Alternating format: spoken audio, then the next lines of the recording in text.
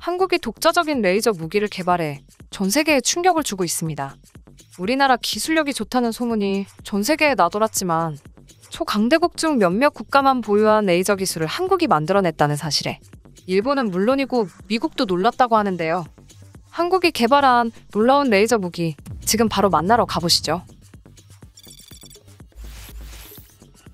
한국이 독자 기술로 개발한 레이저 무기는 이미 최고의 군사 기술력을 보유한 국가들과 몇 년 내에 경쟁할 수 있을 정도로 엄청난 위력을 자랑하는데요.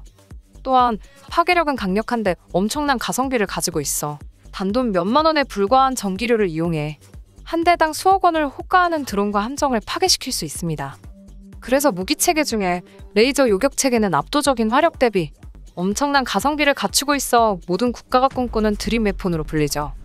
이런 레이저 무기를 한반도의 동쪽인 울릉공항에 배치시켜 독도를 24시간 지키고 한반도의 서쪽인 이어도에도 배치해 서해를 수호한다면 중국과 일본에서 한국을 공격할 시 날아오는 드론과 항공기는 물론 소형 함정까지 순식간에 박살낼 가능성이 높습니다.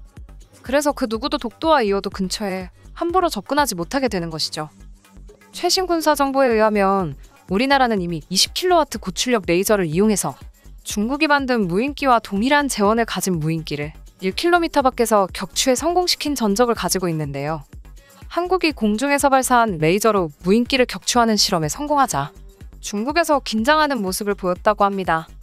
왜냐하면 중국은 중동 지역에서 무분별하게 짝퉁사구려 군사용 드론을 팔아 상당한 이득을 보고 있었는데 한국에서 갑자기 국산 레이저 무기를 탄생시켜 중국산 드론을 무용지물로 만들 수 있다는 소식이 들렸기 때문이죠. 그동안은 몇몇 국가들이 함정이나 육상기지에서만 레이저 무기를 이용해 드론을 격추하는 실험을 했는데 이번에 한국은 지상에서 발사하는 레이저는 물론 보다 더 높은 기술력이 필요한 비행기 레이저 무기 장착 장비를 개발한 것과 그 무기로 공중에서 드론을 격추시켜 큰 반향을 일으켰습니다. 한국은 고출력 레이저 격추 시스템의 시제품을 시험 훈련장에 설치해 공중에 있는 다수의 공격형 드론을 순식간에 격추시켜 실험에 성공했다고 대대적으로 보도했는데요.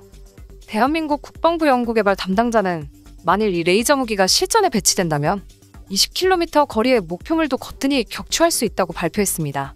그래서 중동의 중국산 드론에 열풍을 일으킨 중국에게 있어서 한국군의 발표는 청천벽력과도 같았습니다. 그도 그럴 것이 군용 무인기 경쟁이 가속화되는 상황 속에서 중국은 가성비를 앞세워 손쉽게 수출 시장에 진입해서 중동 하늘을 장악했지만 이제는 한국의 레이저 무기 앞에 속절없이 당할 위기에 서 있기 때문입니다. 이런 가운데 중동의 이스라엘과 한국은 무인기 공중정보 감시 관찰 정찰 분야에서 업무 협약을 체결하는 상황까지 왔습니다. 이 소식을 접한 중국과 일본에서는 한국의 무인기 전력이 군사력 방면에서 강화되는 것을 매우 우려하는 분위기였는데요. 레이저 무기와 드론이 합쳐져서 한국의 전력이 증가될 경우 일본과 중국에게 매우 불리한 점으로 작용하기 때문입니다. 이러한 상황에 한국이 미국이 아닌 이스라엘을 택해 무인기를 비롯해 무기 협력을 맺은 것은 매우 이례적이라고 중국에서는 말하고 있는데요. 아마도 이스라엘이 기술 측면에선 미국에 뒤지지 않으며 가격도 저렴하다는 강점이 있어서 한국을 매료시켰다고 분석했습니다. 또한 현재 이스라엘과 한국은 방산업체에서 비슷한 점이 많죠. 각국이 무인기 사업에서부터 레이저 무기 개발까지 박차를 가하고 있는 상황에서 만일 서로 협력하게 되면 두 국가 모두 윈이 날 수 있는 것입니다. 현재 우리나라가 총 4년간 243억 원을 들여 만드는 한국산 레이저 발진기는 레이저 무기의 성능을 좌우하는 핵심 기술로서 레이저 빔을 발생시켜 목표물을 정확히 타격할 수 있게 만드는 장비입니다. 우리나라는 장거리 저속 표적을 타격할 수 있는 수준의 기술을 이미 독자 개발했는데요. 따라서 가까운 미래에 우리나라가 독자적으로 개발한 레이저 무기로 한반도를 수호할 수 있을 것으로 전망됩니다.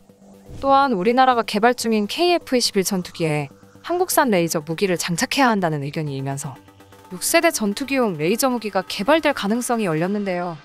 미래 전투기의 핵심은 스텔스 기능도 있지만 가장 중요한 것은 레이저 무기의 탑재 유무에 달려 있습니다.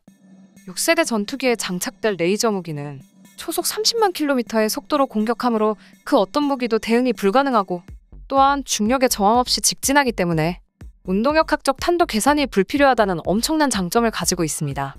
많은 전문가들이 5세대 이하 전투기는 레이저 무기를 탑재한 6세대 전투기에 적수가 되지 않을 것이라고 전망하는데요.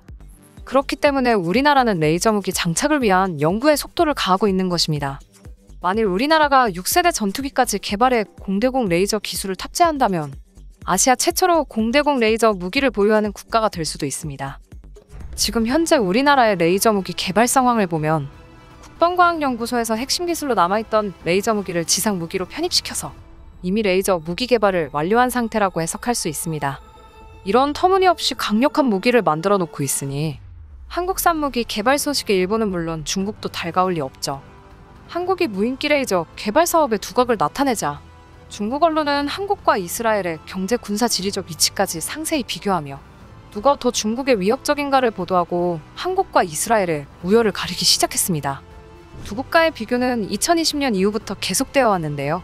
한국과 이스라엘은 미국의 우방국가로서 경제적 힘을 바탕으로 군사력을 강화하고 있으며 양국 모두 의무복무제를 추진하고 있어 서로 비슷한 점이 많습니다. 그렇기 때문에 중국은 한국의 무인기 전략이 앞으로 이스라엘의 영향을 받을 수 있을 것으로 예상했죠. 한국과 이스라엘이 협력하여 다가오는 수년 안에 우리나라도 한국산 레이저 무기가 완벽하게 개발된다면 군사력이 앞으로 얼마나 증강될지 기대가 됩니다. 최근 전남도가 과학계와 손을 잡고 기초과학연구와 첨단산업의 총화로 평가받는 초강력 레이저 연구시설 유치에 본격 나섰다는데요.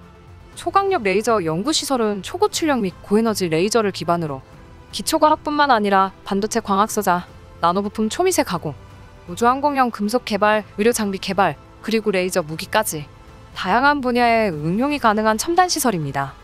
미국, 중국, 러시아, 유럽연합 등 세계 초 강대국이 경쟁적으로 초강력 레이저 연구시설 건립에 나서고 있는 상황에 우리나라도 발빠르게 시설을 설립한 것인데요. 추후 국가 단위 사업으로 확장되어 전 세계를 깜짝 놀래킬 날이 다가왔으면 좋겠습니다. 오늘도 레이저 무기 개발에 힘써주시는 관계자분들에게 감사함을 전하며 영상 마치겠습니다. 이상 비바튜브였습니다. 감사합니다. 구독, 좋아요는 잊지 말아주세요.